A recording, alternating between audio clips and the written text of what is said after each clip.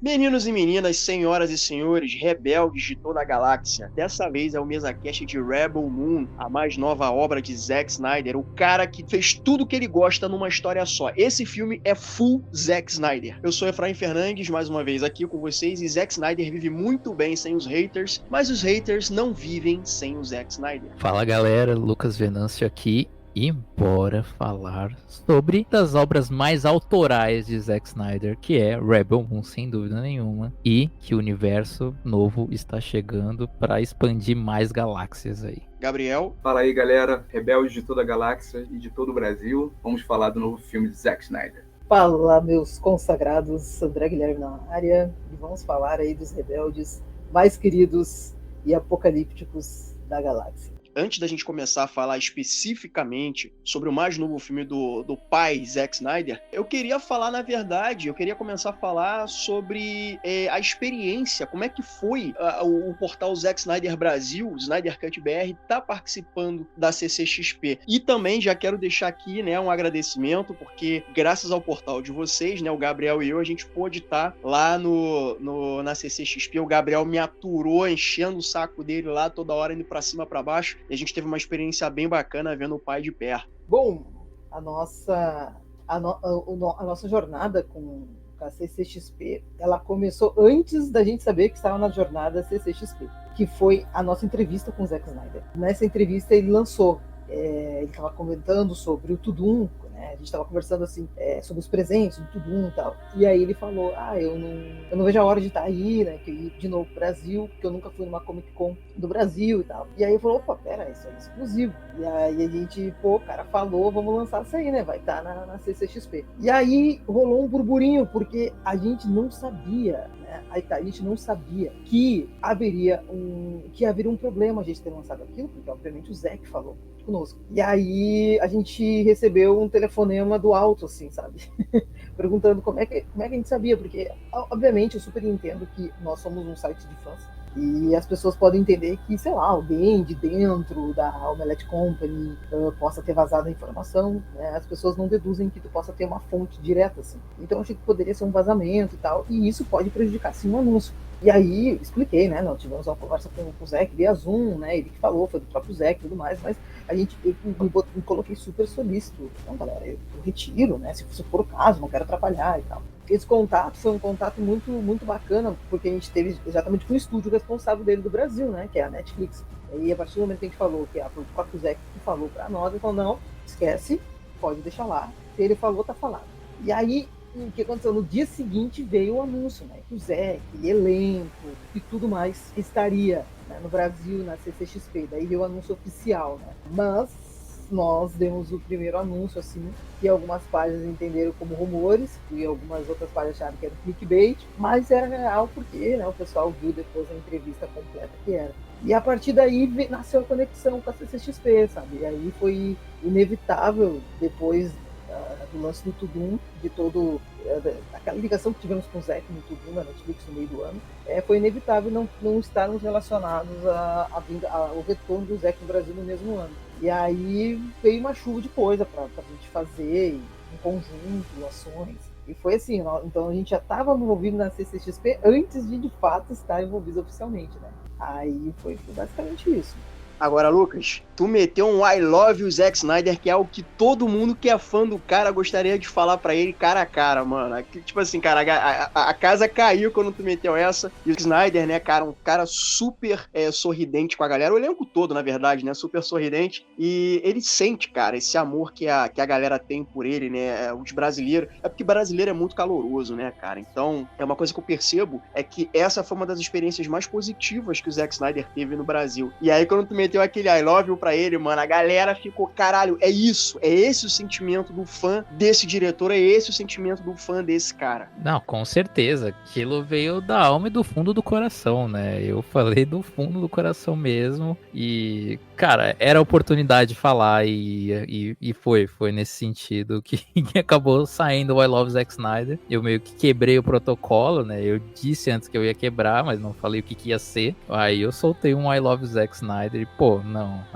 o Brasil é diferente, né? O brasileiro sempre é diferente com os artistas de fora, tanto em shows, e agora com as Comic Cons, a galera toda vindo de Hollywood pra cá. A energia do brasileiro é diferenciada, não tem jeito, e aí faz com que mais pessoas venham pra cá, né? Querem estar aqui com o calor do brasileiro. E não tem jeito. Nossa, foi uma experiência surreal estar participando disso junto ali na maior Comic Con do mundo, em tese, que é em número de público, né? E hoje em dia, já que a San Diego não tá bem assim das pernas, a CCXP tomou conta no lugar dela, né? A San Diego Comic Con só tem o diferencial de estar perto, né? Lá em San Diego, perto de Los Angeles, tal, da Califórnia. Então, pela questão logística. Mas aqui, pô, questão de stand, de experiências. Pô, o stand de Rebel Moon foi fantástico, né? A Netflix focou inteiramente no Zack Snyder. Foi a primeira vez que ela fez isso, focando em só uma produção. E, cara, foi muito legal as experiências, né? As brincadeiras, né? Que a gente fala para ganhar brinde, fazer atividades que isso não tem lá fora. Isso só nós brasileiros temos. Esse diferencial, que a gente tem a cultura de ganhar brinde, querer ter alguma coisa, e isso foi animal. O Gabriel, ele me chamou a atenção uma coisa, o momento do Ray Fisher, cara, isso foi muito legal de ver, sabe? Isso realmente foi muito legal de ver. O carinho que a galera tem pelo Ray Fisher por conta de todo aquele problema durante, né, a gravação da Liga, né, as refilmagens da Liga daquele que a gente não pronuncia, né, e ele sentiu esse carinho que a galera tem, o pessoal começou a gritar ciborgue. O Gabriel me chamou a atenção uma coisa, ele falou, cara, olha a cara do Zack. Cara, essa parte foi muito incrível. Ele entrou com aquela arma grandona, ele entrou com aquela energia dele, e foi muito bom ver isso. Eu lembro de olhar pro Zack, porque ele sentiu, o Ray, ele sentiu, mas quando eu olhei pro Zack, ele abaixou a cabeça e olhou pro Ray, assim, de canto, mas sem olhar pra plateia. Na hora, tá vendo? E foi, tipo, incrível. Foi incrível ver isso, cara. Esse carinho que o Brasil tem pra ele. Ele merece. O Ray Fisher merece muito também. Merece muito. Agora, até uma dúvida que eu deixo aqui, quem sabe o André ou o Lucas possa responder. Havia rumores de que a Netflix poderia ter os direitos para finalizar a história do Liga da Justiça de Zack Snyder na plataforma lá do Tudum, né? A Netflix faria lá na plataforma dela. Até onde isso é verdade, até onde isso é mentira, até onde isso é possível, até onde isso não é possível, né? Porque a gente precisa também ser realista, né? A gente sabe que a DC, ela nesse momento, ela tá se reestruturando, ela vai recontar tudo, é um novo universo, eles vão recontar histórias, reintroduzir personagens, então tá seguindo por um caminho diferente. E tudo bem, eu tô de boa com isso. Eu acho que o conforto da galera é saber que tem a trilogia do Snyder ali, que não se encerrou, mas pelo menos ela teve ali um, entre aspas, final digno, né? Porque o Snyder Cut, ele foi um movimento, o release do Snyder Cut foi um movimento que eu não lembro de ter visto anteriormente na indústria, né? Acho que foi... Eu nunca vi algo assim de fã atingir um estúdio e o estúdio acatar esse pedido, mesmo esse estúdio sendo contra, e enfim, jogar contra o próprio produto e a gente conseguir algo incrível, algo inédito. E aí eu deixo aqui a pergunta para vocês, até onde é verdade, até onde é mito essa história de que a gente pode ter uma resolução do Snyder Cut pela Netflix? Eu vou com base no que é notícia. Tá? No que é notícia, a gente passa que, segundo o chefão de filmes da Netflix, ele falou que, tipo, quanto mais do Zack Snyder na plataforma, seria melhor. E eles gostariam de obter a licença em algum momento, né? Porque eles querem que os fãs experimentem mais Zack Snyder. Então, para eles é melhor. Mas eles também, ao mesmo tempo, sabem que é uma coisa muito difícil, né? Porque eles estariam trabalhando com algo que não é deles. Então, assim, existe essa vontade, e até mesmo numa da turnê global foi perguntado para o Zack se, diante essa fala do chefão, né, de filmes da Netflix, se a Netflix comprasse os direitos, o Zack terminaria. O Zack falou, com certeza, ele trabalharia o universo dele na Netflix, que é a casa dele. Mas, possibilidade, gente, eu não falo que sim nem que não. Por quê? Porque eu não sei como é que funcionam as coisas lá dentro. Com base no Snyder Cut da Liga da Justiça, eu sei que aconteceu por N motivos, né? Por uma pressão, obviamente, em massa nas redes sociais, e por uma questão de que o estúdio precisava de uma grande produção para um streaming que já estava vindo, que era HBO Max, e estava no meio de uma pandemia, que estava tudo parado. E diante de um filme que já estava ali, que tinha uma alta demanda, era inevitável não rolar isso, sabe? Então a gente sabe que teve vários outros poréns que encaminharam para isso, né? Mas eu não digo que é impossível. Tem muita gente que enche o pulmão para dizer, não, é impossível, que não sei o quê. Cara, assim, eu não estou lá dentro da indústria, eu não sei como funciona. Tem muitos boatos que a Warner não vai vender as pernas, que venderia para isso e qual. Então, o que a gente se apega? A gente se apega muito na questão que a gente não sabe o que de fato acontece ali, o que de fato tá rolando nos bastidores. Então, eu sinceramente fico pensando, vamos ver. Eu acho um pouco difícil porque é um IP original, é um IP que está se criando um novo universo. E neste momento, eu não sei se seria tão fácil, porque não precisaria de muito para ofuscar o novo universo que está nascendo. Porque existe uma demanda nisso. Mas eu também não acho que é impossível. Então, dentro da notícia, é isso. A notícia é que o chefão da Netflix de filmes, ele tem um interesse sim. Agora, se é viável, ele mesmo fala, é difícil porque a gente estaria trabalhando com personagens que não são nossos e, querendo ou não, é uma história que já foi começada em outro estúdio, enfim. Mas existe um interesse. Agora, se vai acontecer, só Deus sabe. E fala aí do corte do Snyder que ninguém viu, que foi lá o churrasco do papai Snyder. Eu dei muita risada com isso. O churrasco da Netflix foi o primeiro convite que teve. Pós, o Zack vai voltar para o Brasil. Foi o primeiro convite pegável, assim, de tantas informações que tivemos, né? Da ação e tal, para levar a galera para CCXP. O churrasco foi o primeiro. Então, o churrasco, ele foi uma coisa muito da hora, assim. A gente conseguiu criar um conteúdo bacana lá dentro. A nossa apresentadora Ingrid estava lá. Ela conseguiu gravar algumas conversas, tanto com o Zack, com a Debra, com a Wesley, e o trio que forma a The Stone Carey, e com a atriz e Duff, que faz o soldado Milos em Rebel Moon. Então foi um bate-papo descontraído, além de outros bate-papos que ela não gravou, que foi com o Stars, com o Charlie, com o Ray Fisher, né, com o Digimon. Então rolou uma troca muito bacana. Foi um momento ali que o Zack estava solto, estava feliz ali, sabe? Eles estavam curtindo, dançando, os atores. Enfim, um calorão pra caramba, né, em São Paulo. Então foi muito bacana. E tem uma coisa que eu gosto de contar, que a Ingrid falou que tava de boa sentada assim na mesa, né? E aí daqui a pouco veio aquela pessoa em torno da mesa que ela tava e tinha um protetor solar. E a pessoa pegou esse protetor solar de vocês e começou a passar nela. Vocês querem? Essa pessoa era a Débora, de boa assim. E aí, tipo, ela ficou meio... Ok, vou agir normalidade porque estou conversando com a Débora.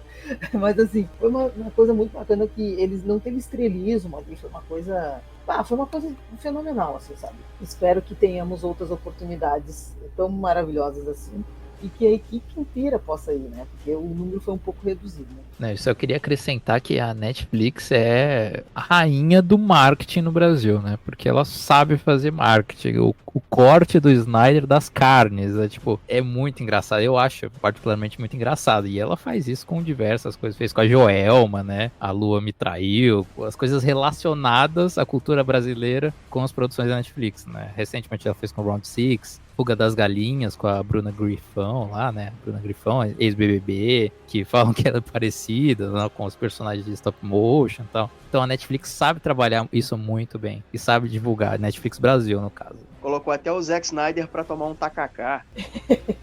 Isso foi genial. Quando a gente pensaria que ia rolar um crossover desse? Só o Brasil mesmo pra fazer isso acontecer. E a Netflix Brasil trabalha isso muito bem. Cara, eu achei isso incrível. Eu vou tomar um tacacá.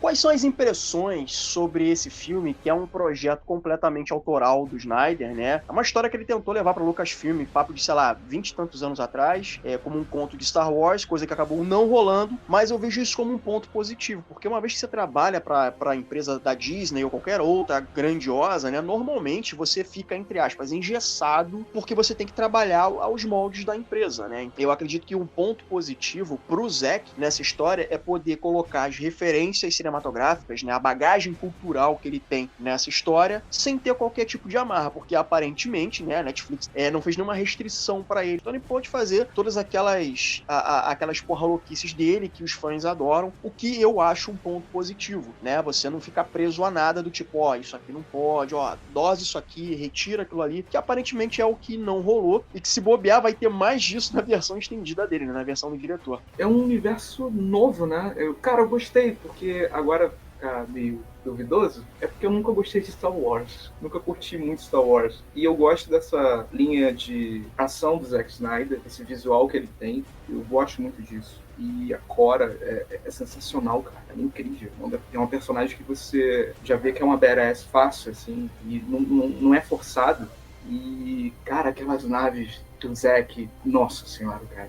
Pode ser impressão na minha cabeça, mas eu vi muito da Mulher Maravilha do Snyder na Cora, só que assim, mais hardcore. Não, eu acho uma bela introdução, assim. Eu não acho o filme perfeito, assim.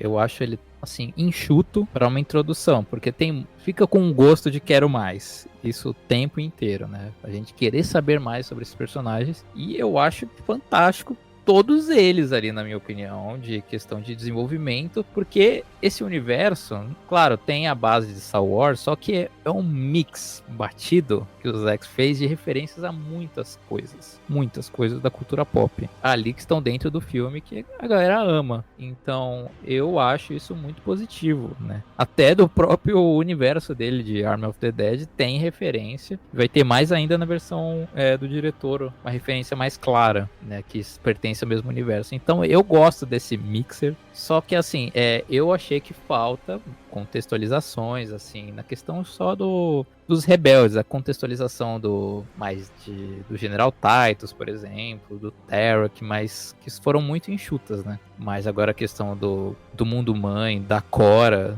do Gunner, de Veld, eu achei fantástico, assim, e o visual, é chovendo molhado, porque particularmente eu sou apaixonado por todo o visual, toda a característica que o Zack Snyder coloca nos filmes dele. Eu gostei, é uma introdução para um universo que dá um gosto de quero mais. Eu acho que é bom a gente também comentar isso, né, do lance das amarras, né, porque muitas das críticas, a galera tá falando algo que não sabe, do tipo, pra que fazer a versão diretor? O cara não teve toda a liberação da Netflix e tal.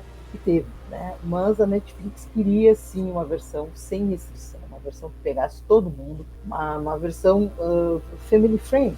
Então, porque o Zack sempre disse que essa é a ideia dele ser 18+. Então a Netflix falou, olha só, pode fazer.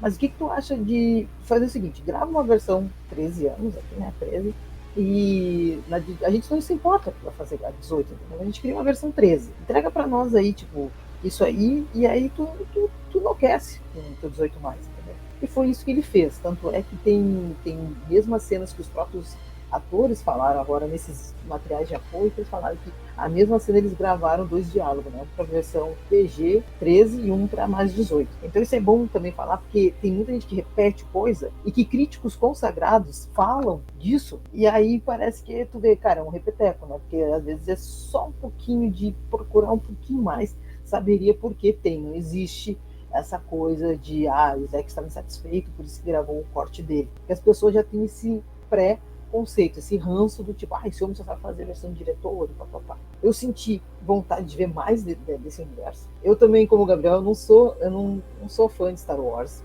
Preferia Star Trek, mas eu também. Olhando assim, esse universo Rebel Moon, ele vem meio que ele vem a terceira via, né? Star Wars, Star Trek. Não, Rebel Moon, sabe? Ele vem ali com aquele ponto. Então eu acho que a versão diretor vem ainda mais para somar e entender mais esse universo. Além do material de apoio, que tem a novelização que tá para sair, que já está na pré-venda. Eu vou deixar aqui na pré-venda, a Amazon Brasil, dia 26 de janeiro já vai ser lançado.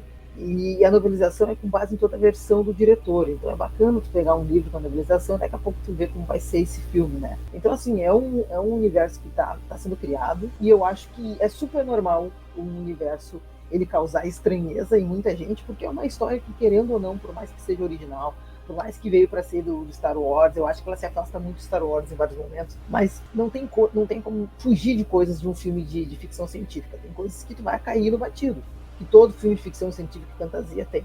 Então, assim, não tem como se afastar muito, mas eu acho que, apesar de ser uma nova franquia, ela está sendo feita de uma maneira que é super compreensível causar essa estranheza e talvez uma não aceitação, tanto da crítica especializada, como até mesmo de alguns fãs. É super compreensível. A gente, só fazer um comparativo de grandes franquias que inicialmente fraquejaram das pernas até ficarem sólidas numa grande expansão e tudo mais. Então, qualquer Google que tu der, vai ver que as grandes franquias, difícil a franquia que já começou lá em cima, é uma franquia que está construindo. E ainda mais de um diretor como o Zack, né? Um diretor não, de um criador como o Zack, que qualquer coisa que ele fale sempre vai ser questionado, né? A Netflix, enquanto estúdio, é um estúdio bem diferente da última casa que o Zack esteve fazendo o trabalho, e com certeza essa programação, tanta coisa que vai lançar desse universo, vai mostrar que, tipo, o tempo vai mostrar que, tipo, pô, a gente não precisava ter pego tão pesado na parte 1, entendeu? Então eu acho que é um universo promissor. Esse primeiro filme mostrou que muita coisa vem. A gente não viu nem a pontinha, né, do iceberg, né? A impressão que eu tenho sobre esse universo e sobre o segundo filme é essa sessão de pancadaria. É assim que vai ser as pancadarias desse universo, e aqui funciona. Eu acredito que o segundo filme, ele já vem uma coisa mais explicando o que é da coisa, porque tá todo mundo esperando o quê? A guerra no planeta. Então eu acredito que o Zack vá por esse caminho. Tô chutando, tá, gente?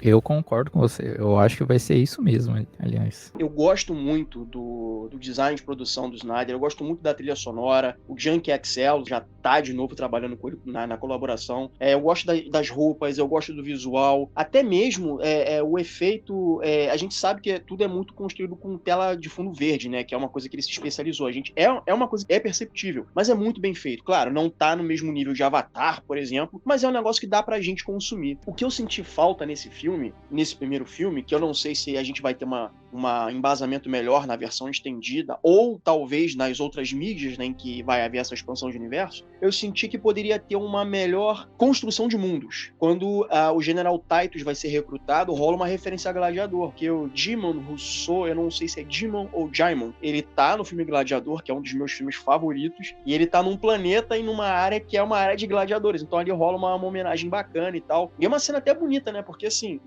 pensando na fotografia, né, ele tá parado, né, sentado no chão e tem uma luz de cima para baixo, né, aquela coisa toda, parece uma pintura viva, né, o filme. Então eu sinto falta, por mais que ele seja esteticamente muito bonito, eu sinto que falta um certo embasamento para a construção de alguns mundos, talvez até mesmo um pouquinho mais de embasamento em alguns personagens para a gente poder entender melhor como são as coisas, né, mas assim, é só uma coisa que me veio à cabeça. E eu sei também que é um filme que não vai agradar todo mundo, mas é um filme que eu particularmente gostei bastante, porque o filme tem uma estética, o filme tem uma vibe que me agrada muito. Assim, o filme tem alguns momentos que me chamam a atenção. Um momento que me chamou muita atenção e que eu falei, cara, isso é muito Zack Snyder pelo uso da câmera lenta, é a cena da Cora, que vai salvar a Sam, que é a menininha da aldeia, né, dela ser violentada. A Sofia, ela tá entregando uma ação muito boa, muito bem coreografada, eu acho que é muito bem filmado, e eu percebi que é um pouco recorrente nos filmes do Snyder, essa coisa de você punir predadores sexuais. É assim, Sucker Punch,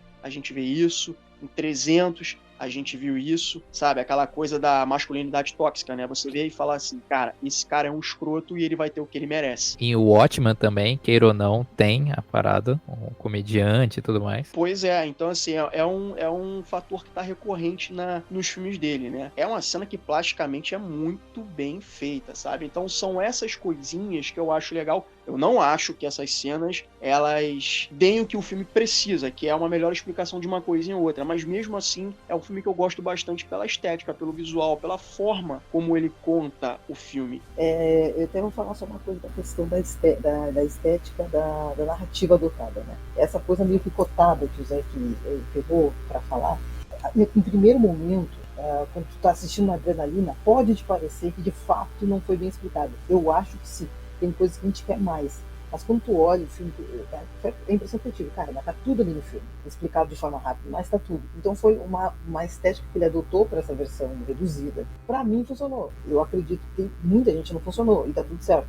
Mas é uma estética narrativa que eu achei que ele explicou. A gente até fez essa pergunta na nossa entrevista para ele, por que ele costuma usar tanto essa coisa dos predadores sexuais e sempre dá uma punição para eles, né? E a gente pegou um Zack desprevenido, porque ele ficou assim, nossa, eu faço isso? Aí ele ficou assim, olha, talvez eu vá levar. Eu nunca levei esse assunto para minha terapeuta, mas talvez eu vá levar para saber por que eu faço isso. E aí ele explica, né, por que ele faz tanto isso. Se basicamente tentando entender do tipo, nossa, eu faço isso, e ele tentando explicar por que ele faz isso. Mas eu acho que é muito aquela questão de quando o ser humano é levado num lado mais animal, grotesco, ele pensa assim, não, a gente tem que punir essa coisa mais carnal que existe ali, tem que haver uma punição.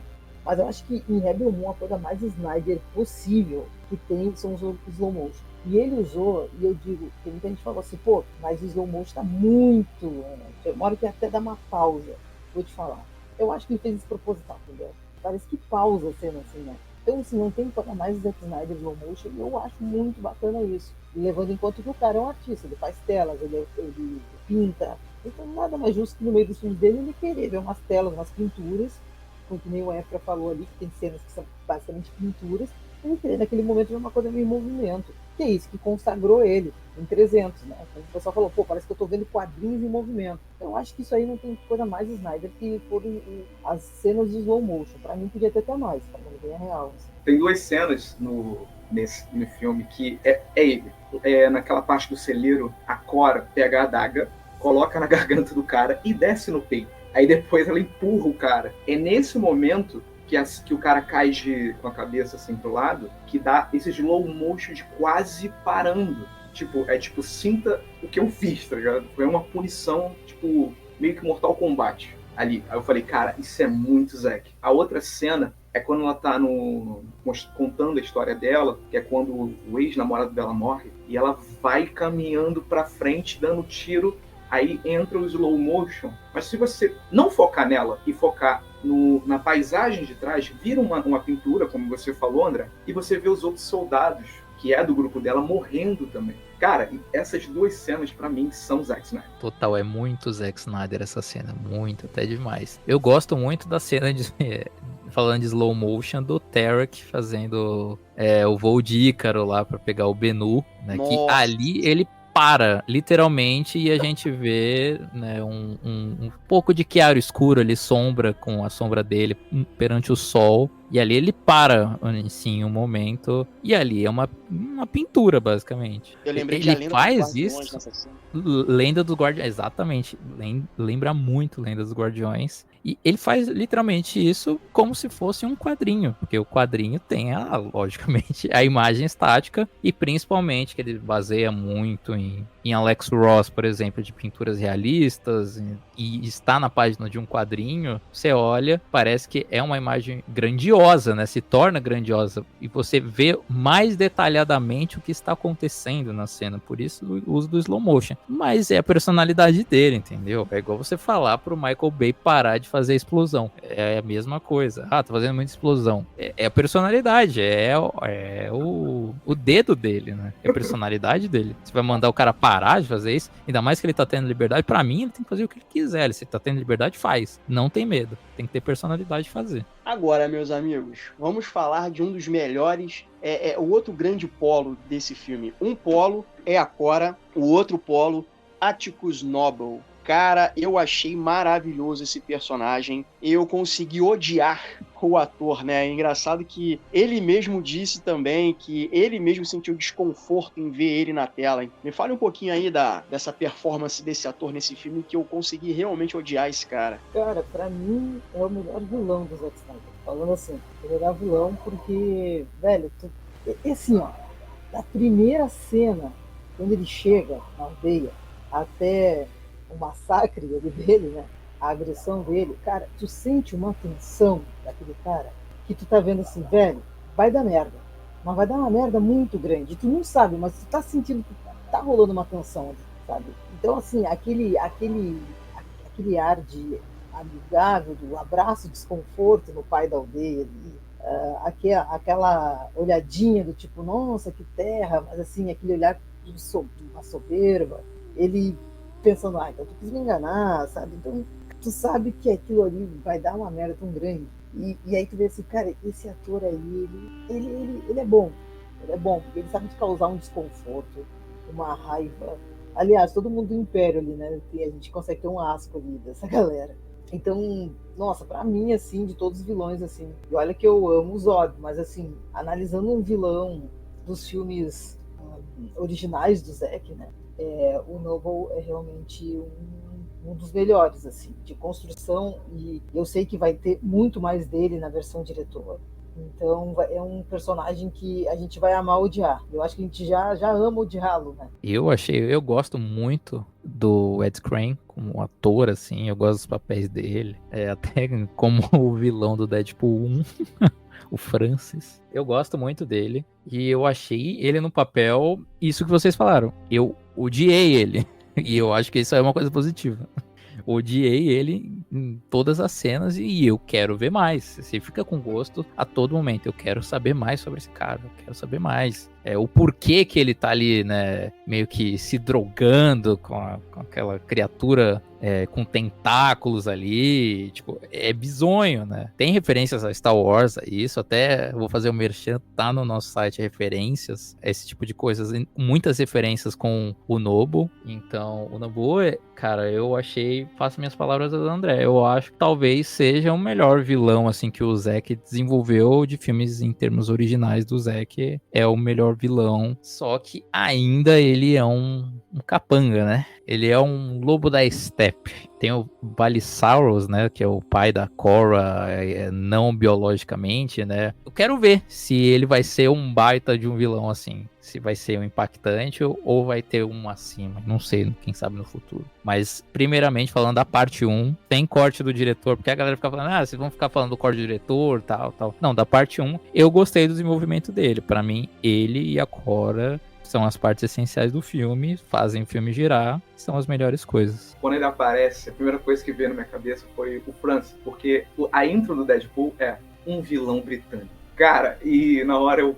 E sim, cara, ele consegue te deixar incomodado em tudo. Aquela cena ali, logo quando ele aparece, ele dá a primeira execução, cara, aquilo lá na Comic Con, tu viu o suor do cara saindo, surreal. E eu adoro a atuação dele, cara. Essa coisa meio debochada de olhar, é incrível. O artifício da bengala dele... Não, o Zack coloca uns elementos ali que é só, tipo, talvez nem explique, mas é legal tá ali porque ele coloca muita coisinha aí só com material referencial. E eu gosto do Zack por causa disso. Porque ele expande o universo, ainda mais que vai ter game, um monte de coisas, quadrinhos. Eu gosto dessa expansão, né? Que o Zack te força a fazer uma questão de multimídia, né? E eu gosto de você querer explorar mais o universo. Tem gente que não gosta, porque tem um monte de gente fala, eu não vou ver a versão do diretor. Um monte de gente falou, eu não vou ver a versão do diretor. Pra mim, essa versão, aí, se é bom ou não, cada um vai com a sua, mas tá tudo certo,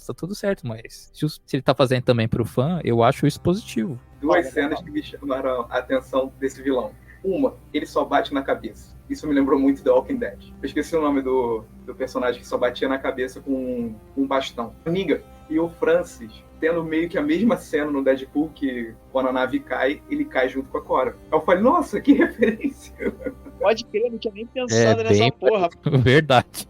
Eu também não tinha pensado, não. Não, e o legal é a simetria, né? Porque assim, ele tem a mania de bater todo mundo com aquela porra daquela bengala dele, sei lá que porra era aquela. E, cara, o golpe final da Korra é ela usando a mesma arma que ele usava nos outros, arrancando os dentes dele. Acho que ele até faz uma piada sobre isso na hora que ele vai tomar a porrada. Então eu achei que foi uma bela simetria, né? O cara que pune tá sendo agora tomando uma surra da Korra e justamente, né, sendo abatido pela bengala. É uma coisinha pequena, uma coisinha que talvez não faça nem tanta diferença assim no roteiro, mas é um detalhe visual.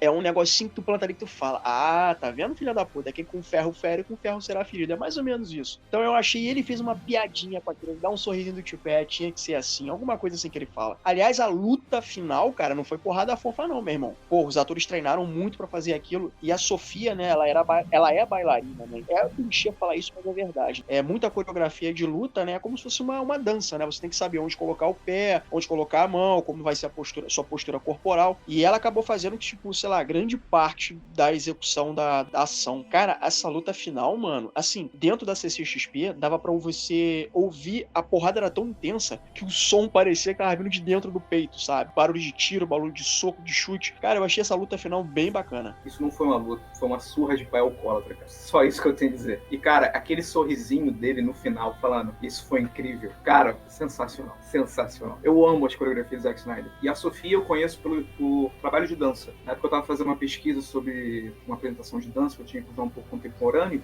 aí acabei tropeçando nos vídeos dela de dança. Isso foi aí 2006, cara. Vocês acham que o Darian Bloodaxe, ele retorna? Você acha que o personagem do Ray Fisher, ele retorna? Porque, assim, tem aquela cena de sacrifício, né? Que, na verdade, não é uma cena de sacrifício, né? É uma cena que ele vai tentar abater o inimigo e ele acaba sendo morto. E aí a gente sabe da lenda da princesa Issa. Tem duas princesas, né? Na verdade, com o mesmo nome. Uma que tinha aquele poder de trazer a vida de volta e tal. E a segunda princesa, que é a Cora, ela acaba testemunhando, né? Que é uma outra princesa com o mesmo nome. E ela tem o mesmo poder em trazer vida. Talvez a princesa Issa entre aí na história, de alguma forma, aí ele retorne? Eu acho que ele volta, bem possível. Inclusive, numa última entrevista, né, o Charlie Hunnam tava falando, né, não tem corpo, ficou falando, né, sobre o personagem dele, o Kai, né, não tem corpo, então foi irmão gêmeo, começou a fazer essa coisa. E aí o Zack falou, não, o Kai tá encerrado, não coloca esperança. E aí todo mundo fala, pô, mas o Noble tá vivo, né, e tal. Aí o Zack fala, não, mas tem mais um personagem vivo. E a gente vê no trailer, né, aquela visão do Darren. E a gente ficou muito na dúvida se era um flashback, era algo atual. Se ele sobrevive, não colocaria minha mão no fogo que seria pela princesa Issa. Talvez por algo do Império, porque ele é um dos procurados pelo Império, né? Então, não sei. É o que eu acho, assim. Mas o Darren volta. Mas como vai ser essa volta dele, tô bem ansioso. Mas acho que ele volta e eu acho que ele vai ter vai ser algo bem impactante, assim, porque não é um personagem que morreria assim no primeiro, porque é um personagem que tá vindo uma série de HQs, que é House of the Bloodaxe, né? Aliás, nós brasileiros temos que fazer um barulho para ser lançado aqui no Brasil, assim como a novelização foi, e eu acho que não seria um personagem que morreria na primeira parte, assim, então facilmente só para aparecer em flashback na parte 2. Espero estar enganado, mas segundo o Zack falou que teve mais um personagem que está vivo, só pode me ocorrer que é o Darren. Tomara. Tem a cena final que rola a conexão neural, né, entre o Atticus e o Balisarius. O visual ali dos cabos vermelhos e azuis e tal me lembra muito Ghost in the Shell, é muito anime, né? Inclusive até o Zack Snyder, ele meio que traz um pouquinho disso até no Homem de Aço mesmo, né? Aquele visual de Krypton com a cápsula do Kal-El subindo e tal, com os cabos indo e vindo e tal, lembra muito Ghost in the Shell, Matrix e tal. E aí tem aquela conversa na conexão neural, né, entre ele e o pai adotivo da Cora. E ele tá se cagando de medo ali. Então, assim, eu acho que para justificar o medo que o Atticus tem, eu acredito, né, eu acho que deveria trazer o Balisarius no próximo, a gente ter um pouco mais dele para justificar esse cagaço todo, para dizer, cara, esse cara aqui não pode mexer com esse cara, hein? Ele precisa ser bem escrito na sequência, ele precisa aparecer bem desenvolvido na sequência para justificar o medo que o Atticus tá tendo. Porque, mano, pro Atticus tá tendo medo e ele é o maior filho da puta desse filme, é porque a parada é muito séria, hein? Total. Não, aquela cena é muito bonita e, tipo, lembra Matrix também. E Matrix também pegou referência de Ghost in the Shell, né? As irmãs Wachowski pegaram várias referências de animes, de cultura oriental pra fazer. E é muito aquela cena do casulo, quando o Neo sai também, que ele tá cheio de mangueiras, né? Ligado ali. Tipo, como ele renascendo numa placenta, né? Ele tá renascendo, né? Ele tá saindo de uma placenta pra nova vida dele. E o Noble é a mesma coisa. Ele tá sendo ressuscitado. Uma nova chance. E também tem a referência em Star Wars. Tem uma referência dessa bolha curativa aí que ressuscita. Cara, e eu acho que eles vão focar mais na segunda parte no Balisarius. Mas eu tô sentindo que também eu acho que ele vai jogar mais pro futuro. Eu acho que ele vai dar uma aquecidinha aí. Ele não vai entregar de bandeja aí. Porque também a gente tem um monte de contextualização ainda pra ter, não só dos rebeldes, só, tipo, por exemplo, do passado dos reis do mundo mãe, né? Do rei, da rainha, como eles morreram, tanto com a princesa Issa. Se ela morreu de fato ou não, se ela tá viva. Eu acho que ela vai voltar, obviamente. Eu também acho. Eu acho que a Cora manteve ela em segurança aí. Eu acho que só foi um rumor, né? Porque é uma lenda urbana, né? É lenda urbana, lenda intergaláctica, no caso, né? Porque é uma referência da força de Star Wars, né? Poder místico que tem no universo do Zack ali de Rebel Moon, né? E eu acho que ela vai voltar em algum momento e vai ressuscitar alguém, mas eu acho que o Noble é fazendo paralelo, um lobo da steppe só, e vamos ver aí como se desenvolve. Tu vê que, tipo, puta, quando ele tá na frente do Big Boss ali, ele já... Ih, negócio já não é assim. Então aí tu vê que, tipo, ele fica meio gatinho quando tá na frente do Balisai. Então... E aquela cena lá dos dois conversando me lembrou muito o mundo espiritual da erva coração e do Pantera Negra de Wakanda, quando você conversa com os antepassados. Verdade, muito parecido mesmo. Cara, eu senti até que o Balisar... Porque assim, pelo que eu entendi, ele dá um golpe de estado, porque ele mata os reis, né? Ele mata quem é pra estar no trono, e ele toma o poder pra si, até onde eu entendi. Isso é mais ou menos o que acontece em Homem de Aço, porque em Homem de Aço, o Zod, ele aplica um golpe de estado, ele toma o poder pra ele quer destronar todo mundo. Então tem aí mais um paralelo aí, que é uma coisa da cabeça do Zack que ele trouxe, né, pra contextualizar Krypton. Então eu acho que a gente vai ver mais contextualizações sobre como é que foi esse golpe de estado no segundo filme, pra gente poder entender mais coisas e preencher certas lacunas aí pra contar, pra ter uma história mais completa. Eu acredito que vai por esse caminho também. E o próprio Zack, né, ele já bem no começo, assim, quando ele começou a divulgar Rebel Moon, ele sempre mostrou que tinha uma vontade de fazer séries, né? E sempre que ele pode falar, ele sempre fala uma série sobre o jovem Miley Cyrus, que também foi um dos motivos de ter escolhido quem escolheu. Ele queria um personagem jovem, que ele pudesse caracterizar como mais velho, mas que ele pudesse usar o mesmo personagem quando contasse a história dele mais novo, sem precisar trocar o personagem. Então, já foi pensando nisso. E ele sempre fala, né, que ele gostaria de ter, numa série hipotética, ele gostaria muito de contar essa história do Miley Cyrus. Então, vai saber, né, tudo depende, né, se vai sair ou não. Tem tanto material para sair. Vamos ver, eu gostaria quanto mais, sempre melhor, né. Tomara que venha alguma coisa.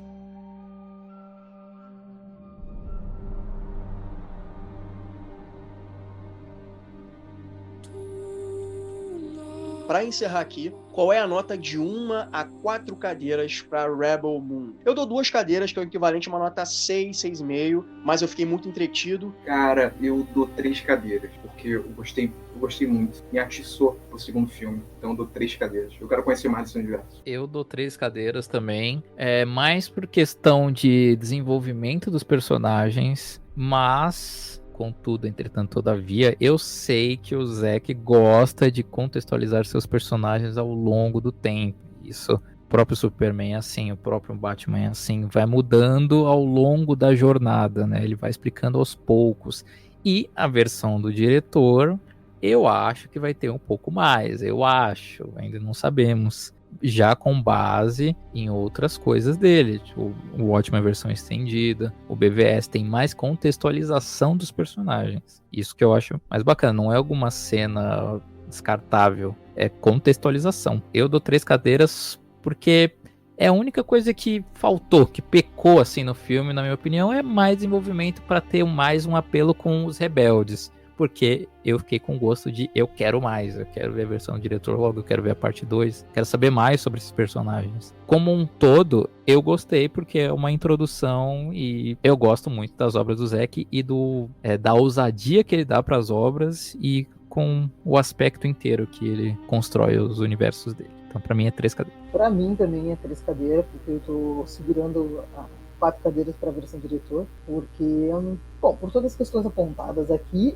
e porque eu acho que tem muita coisa que pode ser entregue. A Netflix fez um guia, né, muito bacana, detalhado para a gente emergir mesmo nesse mundo, desse universo de Rebel Moon. É claro que tem gente que assiste o filme por assistir, mas tem gente que quer entrar nesse universo, então indico a galera acessar o perfil da Netflix, que tem um guia interativo explicando tudo. E eu acredito que aquela imersão ali, quando nós vermos as duas partes, com mais coisas por vir, né, ainda mais com mais coisa complementar, né, com série animada que tá pra vir, com HQ, a gente vai entender muito esse universo. Então eu tô esperando o momento para dar 4 cadeiras, porque não é o momento ainda.